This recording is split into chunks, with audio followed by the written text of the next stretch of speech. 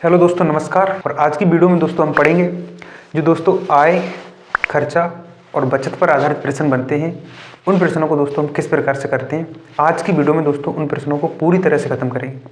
और मैं दोस्तों आज आपको इस वीडियो में एक ऐसा कंसेप्ट दूंगा दोस्तों, बहुत ही खतरनाक होगा और आपके जो प्रश्नों में जो टाइम लगता है दोस्तों बहुत ही मिनिमम हो जाएगा। तो वीडियो को दोस्तों अंत तक देखना, वीडियो बहुत ही इंटरेस्टिंग होने जा रही है। तो स्टार्ट करते हैं आज का सेक्शन।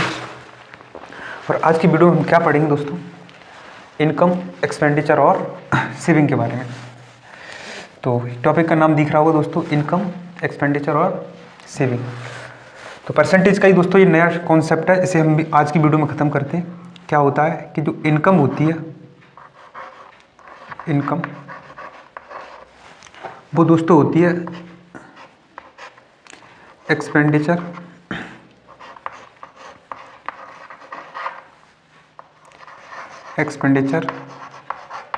प्लस सेविंग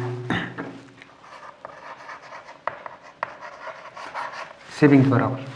तो मैं इसे दोस्तों हिंदी में लिखना चाहूँ तो इसमें ये कह सकता हूँ कि जो आय होती है वो किसके बराबर होती है, तो कह सकते हैं खर्चा प्लस बचत के बराबर। थोड़ा सा दोस्तों कॉन्सेप्ट समझ लेते हैं, वैसे आपको आता होगा, ये मुझे लगता है ये होता है दोस्तों। तो मैं कह सकता हूँ जो आय होता है वो दोस्तों खर्चा प्लस बचत के बराबर, यानी कि एक व्यक्ति का जितना खर्चा और उसकी बचत को अगर हम इकट्ठा कर लें दोस्तों, वो किसके बराबर हो जाएगा, आय के बराबर हो जाएगा। किसके बराबर हो जाएगा, आय के बराबर। अगर कभी दोस्तों आपसे पूछता है खर्चा क्या होगा, खर्चा का अगर डायरेक्ट फॉर्मूला पूछता है तो हम कह सकते हैं खर्चा का मतलब होता है दोस्तों एक्सपेंडिचर। मैं EXP लिखूँगा दोस्तों, इसका मतलब एक्सपेंडिचर।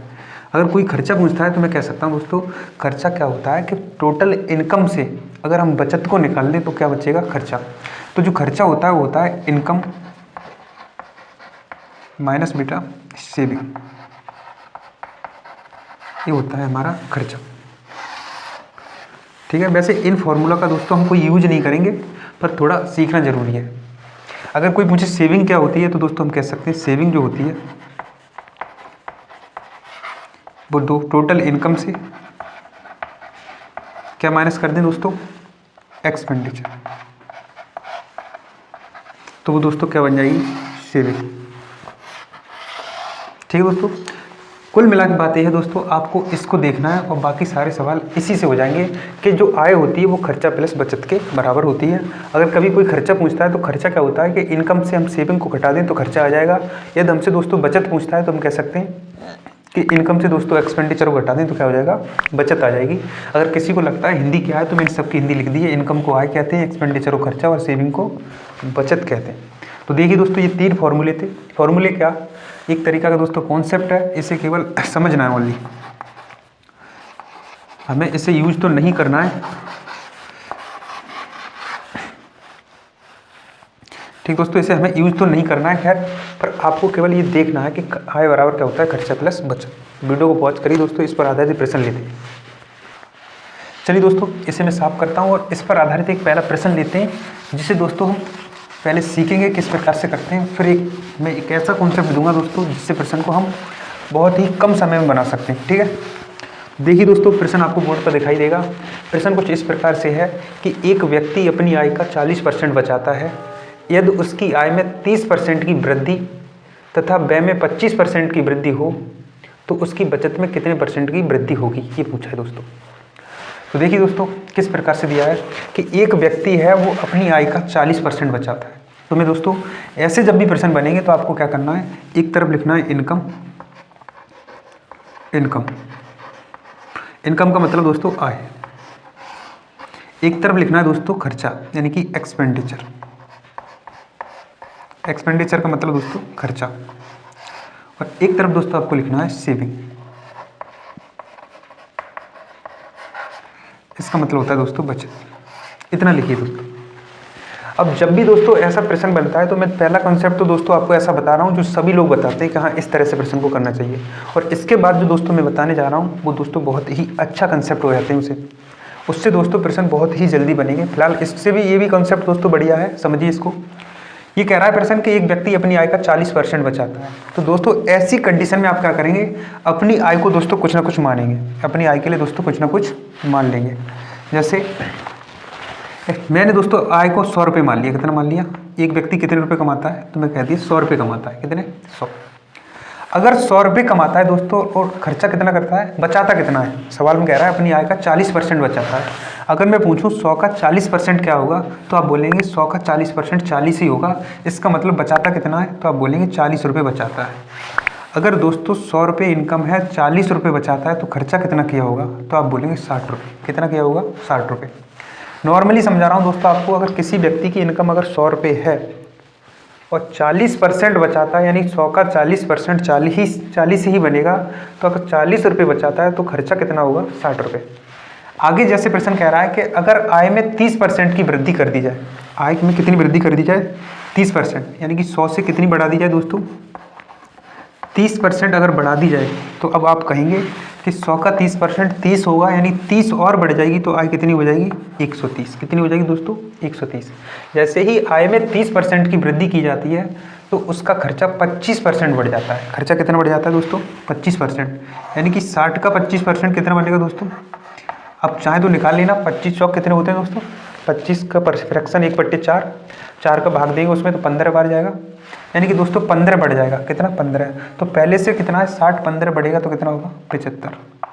किसी को ये दिक्कत लग रही हो कि 60 का 25% 15 कैसे बढ़ा, वो दोस्तों यहाँ देख लीजिए एक बार।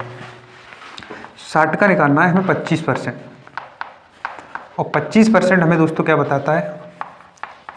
1/4।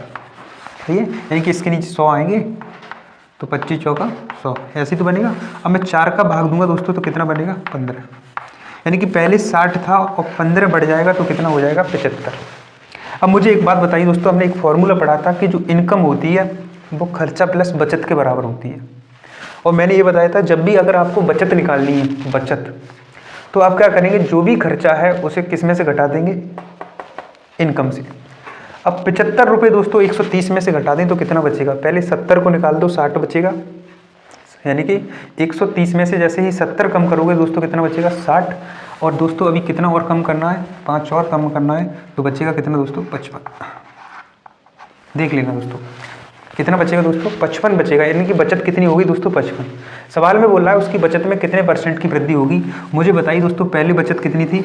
40, अब बचत कितनी है? 55। बताइए दोस्तों कितनी बढ़ गई, तो आप बोलेंगे 15। कितनी बढ़ी है दोस्तों? 15। 15 किस पे बढ़ी है, तो आप बोलेंगे 15 बढ़ी है भाई 40 पर। तो 100 पर कितनी बढ़ेगी, यही हमसे पूछा है। बस काट दो दोस्तों, 5 से काट दो, 5 तिया 15, 5 8 40। अब तो नहीं कटेगा। अगर नहीं कटेगा तो आप बताइए कितना बनेगा। अगर मैं पूछूं 1/8 कितना होता है, तो 12.5%, और 12.5% का 3 गुना 12 तिया 36, यानी 37.5 बनेगा। कितना बनेगा दोस्तों? 37.5 बनेगा। वैसे मैं यहाँ लिख दे रहा हूँ 37.5%, इतना बनेगा दोस्तों। पर आप क्या करेंगे, अगर आपको लगता है ये भी हार्ड है तो एक बार इसको काट लो। अगर आप उधर ना समझें तो आप इसको काटिए। 4 से काटोगे तो ये 25, 4 से काटोगे दोस्तों 2, ऊपर 3 गुणा 25, इसका मतलब दोस्तों 75। कितना होगा? 75। बट्टे में कितना है? 2। अब 2 का दोस्तों जैसे ही भाग दोगे तो कितना बनेगा? 37%। तो इस सवाल का जो आंसर बनेगा दोस्तों वो कितना होगा? 37.5%, यानी कि उस व्यक्ति की बचत में कितने % की वृद्धि हो जाएगी? 37.5% की वृद्धि। ये कौन सा कॉन्सेप्ट है दोस्तों? इसे मैं ये कह सकता हूँ मेथड नंबर, जो मेथड दिया है दोस्तों वो मैं मान लेता हूँ पहला मेथड, ठीक है। क्योंकि इसमें क्या होता है कि जब भी हम ऐसा प्रश्न बनता है तो हम दोस्तों इनकम को क्या मानते हैं? 100 रुपये। इनकम को जैसे ही 100 रुपये मानेंगे तो सवाल के अकॉर्डिंग वो कह रहा है 40 रुपये की बचत करते हैं। अगर 40 रुपये बचाता है तो खर्चा कितना होगा? 60। आगे क्वेश्चन में कह रहा है दोस्तों जैसे ही इनकम को 30% बढ़ाया जाता है वैसे ही खर्चा कितना बढ़ जाता है? 25%। तो दोस्तों यहाँ पर देखिए इनकम भी बढ़ गई, खर्चा भी बढ़ गया। तो मुझे बताइए दोस्तों अगर ये दोनों चीज़ बढ़ रही हैं तो उस व्यक्ति की बचत बढ़ेगी। तो वो ही पूछ रहा है कि बचत में कितने % की वृद्धि हुई है। तो उसे निकालने का दोस्तों ये एक तरीका है। वीडियो को पॉज करिए, इसे नोट करिए, फिर अगला मेथड देखते हैं। चलिए दोस्तों इसे मैं साफ करता हूँ, और इसी सवाल का दोस्तों मैं जो दूसरा मेथड बताने जा रहा हूँ उसे ध्यान से देखना दोस्तों, बहुत ही जल्दी प्रश्न का आंसर आ जाएगा। देखिए दोस्तों इसी सवाल का प्रश्न यही है दोस्तों कि एक व्यक्ति अपनी आय का 40% बचाता है। तो दोस्तों मैं उस सवाल को कराने से पहले थोड़ा आपको समझाना चाहता हूँ कि जब भी वैसा सवाल करेंगे तो आप ऐसा करना, आप एक दोस्तों एक जगह लिखना इनकम, एक जगह लिखना दोस्तों आप सेविंग और एक जगह लिखना दोस्तों एक्सपेंडिचर। ठीक है दोस्तों, ये लिखना होगा आपको। फिर क्या होगा दोस्तों, यहाँ एक लाइन खींच देना और इनकम को दोस्तों स्थाई कर देना। इनकम बीच में ही रहेगी। कुल मिला के दोस्तों इनका यहाँ का और यहाँ का रेशियो दोस्तों समान होना चाहिए। ये कैसा होना चाहिए दोस्तों, समान, यानी कि ये प्रोडक्ट दोस्तों बराबर होना चाहिए कि इनकम पर कोई फर्क नहीं पड़ना चाहिए। सवाल में कह रहा है कि एक व्यक्ति अपनी आय का 40% बचाता है। मुझे एक बात बताइए दोस्तों, 40% का मतलब, मैं इसे दोस्तों 2/5 लिख सकता हूँ क्योंकि 0 से 0 कट जाएगा, फिर 2 से काटेंगे, 2 दूनी 4, 2 पंजे 10। इसका मतलब मैं ये कह सकता हूँ दोस्तों कि उसकी इनकम कितनी है, 5 रुपये, और बचाता कितना है, 2 रुपये। अगर दोस्तों 2 रुपये बचाता है तो खर्च कितने करता होगा, तो आप बोलेंगे 3 रुपये। कितने करता होगा दोस्तों, 3 रुपये। अब दोस्तों क्या होता है, ये तो होता है इनका रेशियो। यहाँ से मैं दोस्तों क्या लिखता हूँ, रेशियो। ये हो गया रेशियो, ये दोस्तों क्या होगा, रेशियो। अब जो भी दोस्तों रेशियो होता है उसे जब हम नीचे लिखते हैं इधर तो ये उल्टा हो जाता है। उल्टा क्यों हो जाता है, इसे मैं उल्टा करके लिखूंगा। जैसे यहाँ 2 था तो अब यहाँ पर ये दूरी कितनी होगी इन दोनों के बीच की, 2, और इन दोनों के बीच की दूरी कितनी होगी, 3। ऐसा क्यों लिखते हैं, मैं तुम्हें बताना चाह रहा हूँ कि अगर मैं इन दोनों का गुणा करूँ तब भी 6 और इन दोनों का गुणा करूँ तब भी 6। इसका मतलब दोस्तों इनकम पर कोई फर्क नहीं पड़ रहा है, इनकम पर कोई फर्क नहीं पड़ रहा है। तो जब भी दोस्तों ऐसा सवाल आएगा तो आप क्या करेंगे, सबसे पहले जो भी परसेंटेज दी है, जैसे अपनी आय का 40% बचाता है तो 40% को फ्रैक्शन में बढ़ाइए तो 2/5 बचने का, यानी कि इनकम कितनी है, 5 रुपये, बचाता कितना है, 2 रुपये। 5 रुपये इनकम थी, बचाता था 2 रुपये, तो खर्च कितना करता होगा, 3 रुपये। आप जस्ट रेशियो को दोस्तों पलट देंगे, उधर सेविंग का इधर लिख लेंगे और खर्चे का इधर लिख लेंगे। अब जिस प्रकार से प्रश्न कह रहा है उसे लिखिए दोस्तों। प्रश्न कह रहा है कि उसकी आय में 30% की वृद्धि हो गई। आय तो यही है दोस्तों, तो यहाँ कितने बढ़ गई, 30, तो ये 30 बढ़ गई वृद्धि, तथा उसके खर्चे में 25% की वृद्धि। ये दोस्तों कितनी, 25% की वृद्धि। अब मुझे एक बात बताइए दोस्तों, यहाँ से यहाँ तक की दूरी कितनी थी, 2, तो इन दोनों में अंतर कितना है, इन दोनों में अंतर कितना है, तो आप बोलेंगे 5। कितना है, 5। अगर इन दोनों में अंतर दोस्तों 5 है तो मैं कह सकता हूँ 2 की वैल्यू किसके बराबर है, 5 के बराबर। अगर 2 की वैल्यू 5 के बराबर है तो मैं कह सकता हूँ 5 किसके बराबर है, 2 के बराबर। हमें चाहिए किसकी, 3 की, तो इसका इसमें गुणा करेंगे दोस्तों कितना बनेगा, 7.5 बनेगा, क्योंकि इसका भाग देंगे तो 2.5 आ जाएगा और 2.5 का गुणा 3 में करेंगे तो 7.5 आ जाएगा। तो अब आपको यहाँ पर ये देखना है दोस्तों, जैसे ये वाली बीच की वैल्यू कितनी थी, 30%, इससे पहले वाली वैल्यू कितनी थी, 25%, यानी कि ये वैल्यू इधर कम थी।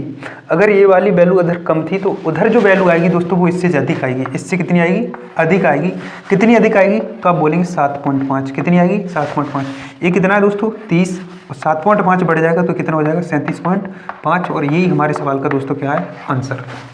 यही हमारे सवाल का क्या है दोस्तों, आंसर। उसकी बचत कितनी बढ़ जाएगी, 37.5% बढ़ जाएगी। मुझे लगता है दोस्तों ये बात समझ आएगी, पर इतनी अच्छी तरह से समझ नहीं आई होगी।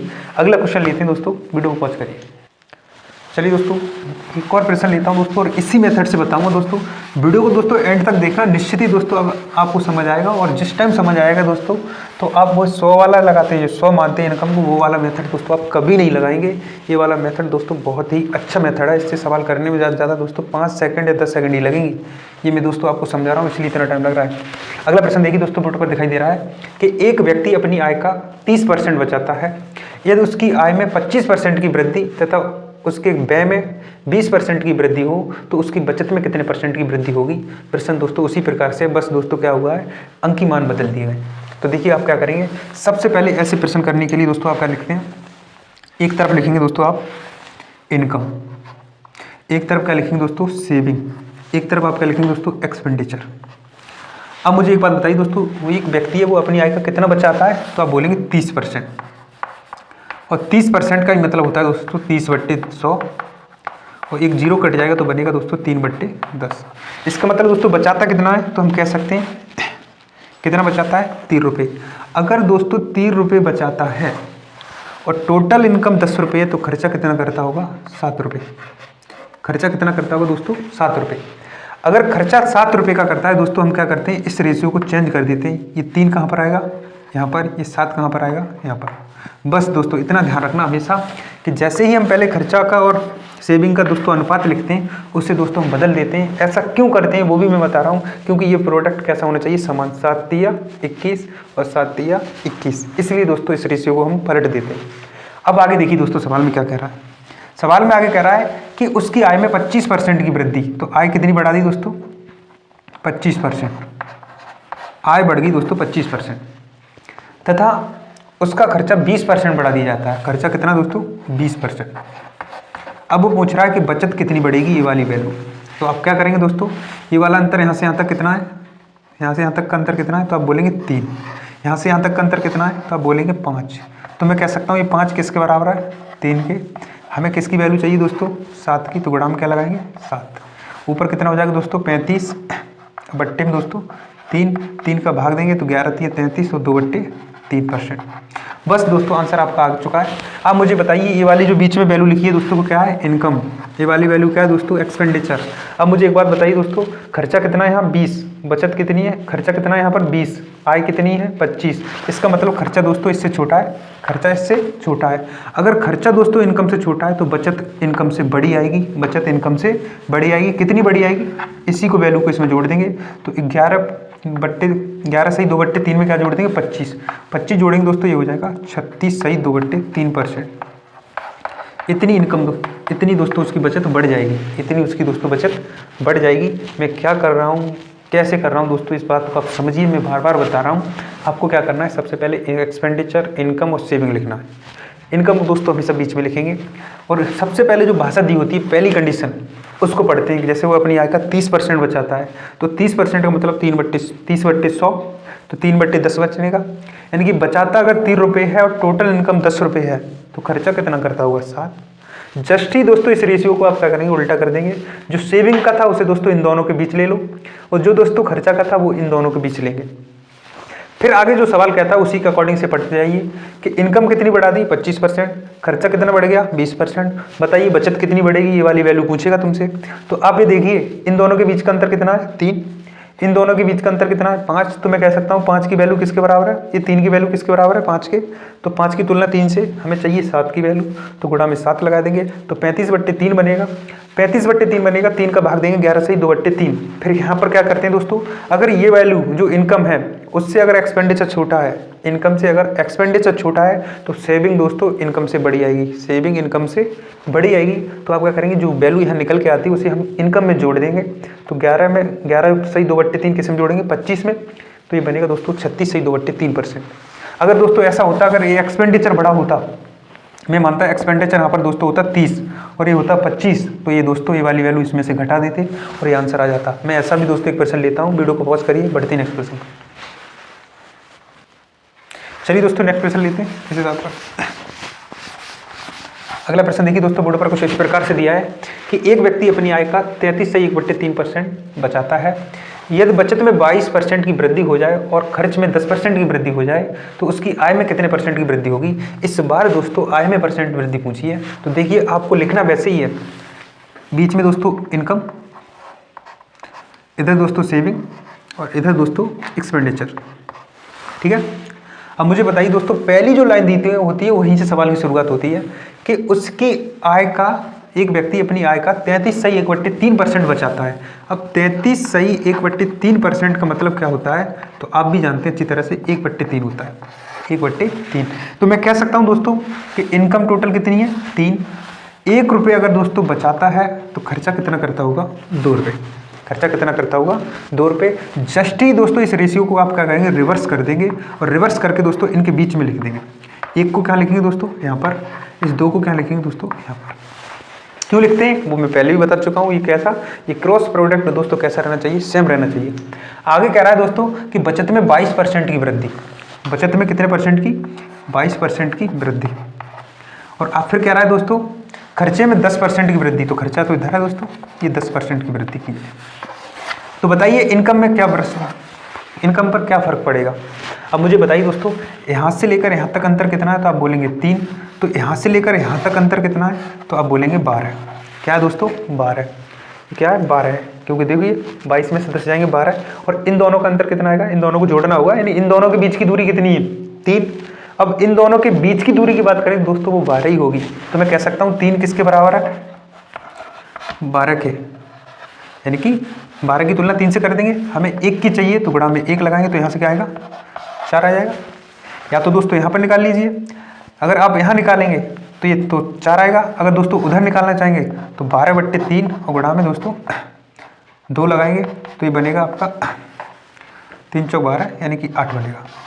अब आपको ये डिपेंड करेगा दोस्तों, मुझे एक बात बताइए, सेविंग कितनी है 22, खर्चा कितना है 10, यानी कि ये वाली वैल्यू दोस्तों छोटी है, तो इसका मतलब इनकम इसमें जुड़कर आएगी, और ये वाली वैल्यू बड़ी है तो इनकम इससे घटकर आएगी। तो मुझे बताइए 2 की वैल्यू कितनी आई थी 8, या 22 में से 8 निकालोगे दोस्तों तो 14 बचेंगे, या फिर दोस्तों 10 में 4 जोड़ दो तो कितने आएंगे 14। इसका मतलब हमारे सवाल का जो आंसर है वो इनकम कितने परसेंट है, 14% इस सवाल का आंसर होगा दोस्तों, कि उसकी आय में कितने परसेंट की वृद्धि हो जाएगी, 14% की हो जाएगी। दोस्तों अगर कॉन्सेप्ट पकड़ लिया दोस्तों तो बहुत ही बढ़िया कॉन्सेप्ट है इन सवालों के लिए। वीडियो को पॉज करिए, लेते हैं नेक्स्ट प्रश्न। चलिए दोस्तों एक और प्रश्न लेते हैं इसी टाइप का। आप इसे दोस्तों 100 मान के भी करेंगे तब भी आंसर दोस्तों यही आएगा। अगर आपको विश्वास नहीं है तो दोस्तों आप 100 मान के करना, आंसर पर दोस्तों कोई फर्क नहीं पड़ेगा।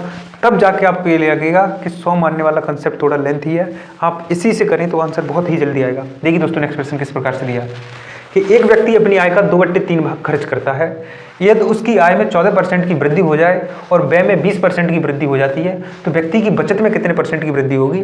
ऑप्शन दोस्तों आपके सामने होते हैं। प्रश्न किस में आया होता है दोस्तों मैं बोल नहीं पाता हूँ। एसएससी सीपीओ 2019 का ये प्रश्न, और इससे पहले जो प्रश्न कराए वो भी दोस्तों आए हुए हैं। तो आपको ये प्रश्न दोस्तों बोर्ड पर लिखे होंगे, वहाँ पर आपको दिखाई देगा ये। तो देखिए दोस्तों जिस प्रकार से प्रश्न कह रहा है उसी प्रकार से देखिए।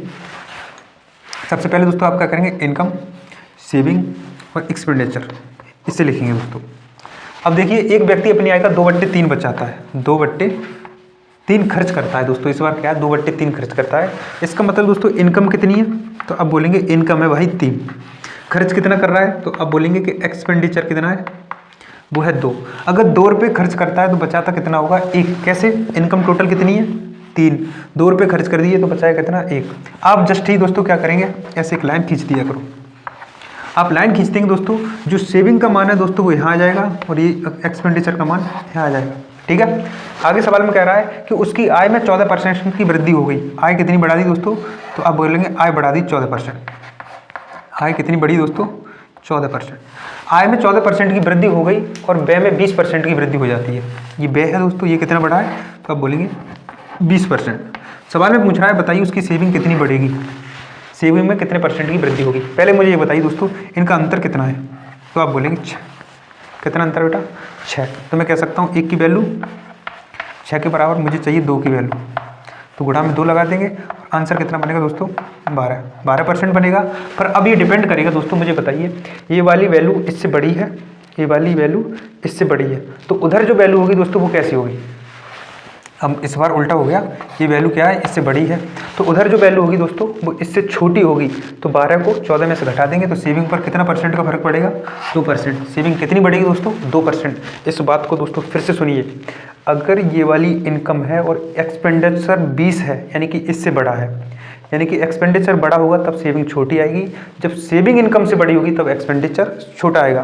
तो यहाँ पर क्या है दोस्तों, एक्सपेंडिचर इनकम से बड़ा है, तो जो भी वैल्यू यहाँ पर जो निकल के आएगी दोस्तों वो अब इनकम से घटाई जाएगी, वो इनकम से घटाई जाएगी, यानी 14 में से 12 जाएंगे तो 2 बचेंगे। अगर यही वैल्यू दोस्तों यहाँ पर होती, मान लो 10, अगर ये 10 होती और ये 14 होता तो जो 12 आया दोस्तों वो 14 में जुड़ जाता तब 28 होता। यहाँ पर दोस्तों अभी ये 20 है इसलिए इसको इसमें से घटाएंगे, तो इस सवाल का आंसर होगा दोस्तों 2%। वीडियो को पॉज करिए दोस्तों, बढ़ते हैं नेक्स्ट प्रश्न पर। चलिए दोस्तों अगला प्रश्न लेते हैं। मुझे लगता है दोस्तों ये कॉन्सेप्ट समझ आने लगा होगा, पर ये कॉन्सेप्ट है बहुत मज़ेदार दोस्तों। आप इससे प्रश्न करेंगे तो आपके बहुत ही जल्दी प्रश्न हो जाएंगे। अगला प्रश्न दोस्तों एसएससी सीजीएल टायर सेकंड 2018 का है कि ए अपनी आय का 65% खर्च करता है, उसकी आय में 20.1% की वृद्धि हुई, जबकि उसके व्यय में 25% की वृद्धि हुई। उसके बचत में कितने परसेंट की वृद्धि अथवा कमी होगी, ये पूछा है दोस्तों। तो देखिए दोस्तों आपको उसी प्रकार से करना है, आपको इनकम माननी है, आपको इनकम माननी है, एक जगह सेविंग और एक जगह दोस्तों एक्सपेंडिचर। ठीक है, और उसके बाद दोस्तों आपको क्या है कि ये अपनी आय का 65% खर्च करता है, यानी कि दोस्तों अगर 65 रुपये खर्च करता होगा, आप सीधा सुनिए 65 खर्च करेगा तो बचाएगा कितना, तो आप बोलेंगे 35। कितना बचाएगा 35। तो ये तो हो गया दोस्तों खर्चा और ये क्या हो गया सेविंग। इनका अनुपात निकाल लो, 5 से इसे काटोगे दोस्तों 5 7 35, 5 से इसे काटोगे 13 पन्ना 65। इसका मतलब खर्चा कितना हुआ 13, तो सेविंग कितनी हुई 7। इसे दोस्तों हमने एस कर्व बना लिया। नहीं, खर्चा करता है 65% तो बचाता कितना होगा 35। अगर इनको दोस्तों अनुपात में बदलेंगे तो खर्चा 13 का, सेविंग 7 की, तो उसे हम वैसे ही लिखते हैं, ये 13 और ये 7। फिर दोस्तों हम क्या करेंगे आगे, यहाँ पर एक दोस्तों एक लाइन खींच लेते हैं इस तरह से, जो सेविंग यहाँ पर है उसे यहाँ लिखेंगे और जो यहाँ एक्सपेंडिचर है दोस्तों उसे यहाँ लिखेंगे। ऐसा क्यों करते हैं, ये कांस्टेंट रहना चाहिए इनकम पर, क्योंकि बीच में क्या है इनकम। आगे क्या कह रहा है सवाल में कि उसकी आय में 20.1% की वृद्धि हुई। आय कितनी बढ़ी दोस्तों, तो आय बढ़ी है दोस्तों 20.1%। आय बढ़ी है दोस्तों 20.1%। तो कह रहा है जबकि उसके व्यय में 25% की वृद्धि हुई, जबकि खर्चा कितना बढ़ा है दोस्तों 25%। अब मुझे एक बात बताइए दोस्तों, अगर ये 25% है यानी कि ये इनकम से बड़ा है, ये इनकम से कैसा है बड़ा, तो जो भी आंसर आएगा वो दोस्तों इनकम से क्या आएगा छोटा आएगा। यहाँ पर जो भी आंसर मिलेगा वो क्या होगा इनकम से छोटा मिलेगा।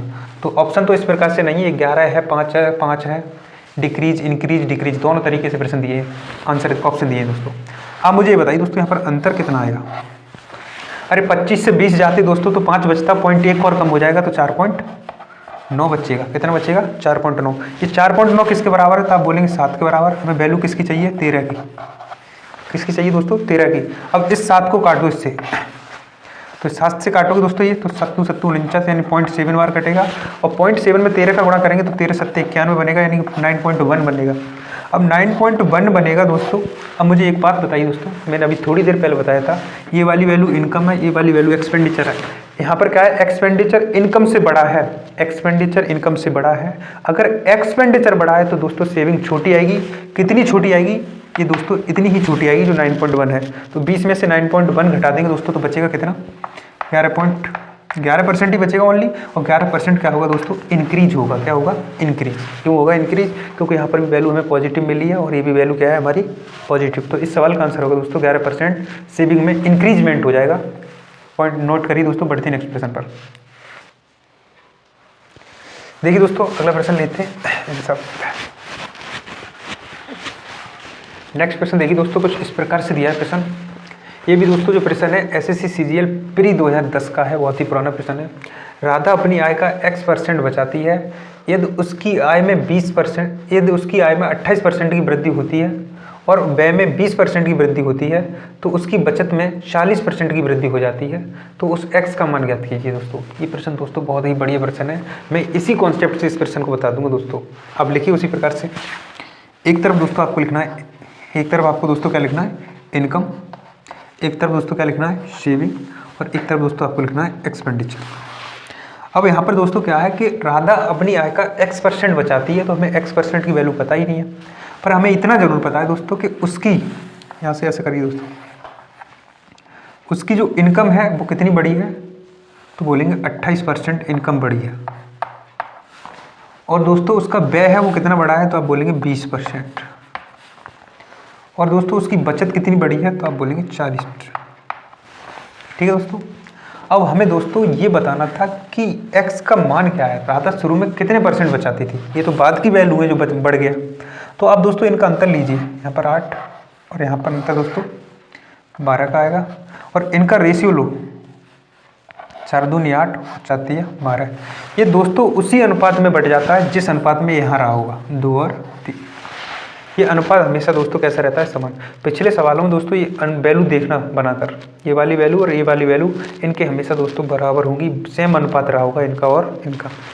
तो अब मुझे एक बात बताइए दोस्तों, अगर ये 2 है और ये 3 है, इसका मतलब सेविंग कितनी रही होगी 2, एक्सपेंडिचर कितना रहा होगा दोस्तों 3। अब खर्चा 3 है और बचत 2 है, तो आय कितनी रही होगी 5। और सवाल में पूछा है दोस्तों उसकी बचत, राधा अपनी आय का X% बचाती थी।